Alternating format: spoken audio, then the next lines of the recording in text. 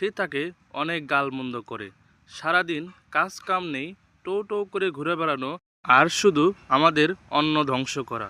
মরলেও তো পারিস, প্রতিদিন আমার খাবারটুকু তো বেঁচে যাবে।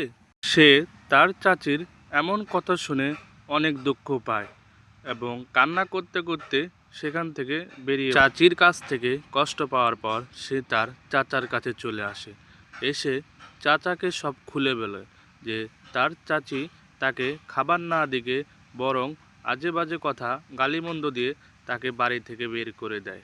তার চাচা তাকে উল্টো গালিমন্দ করতে থাকে এবং বলতে থাকে, আর কতদিন তোকে বসে বসে খাওয়াবো, এবার তো কোথাও একটা চলে যেতে পারিস, তুই দূরে কোথাও একটা চলে যা, তোকে আমি আর পালতে পারবো না।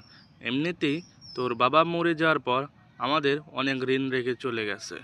অতঃপর তার চাচার কাছ থেকে শাসিত হওয়ার পর তার এক বন্ধুকে নিয়ে সে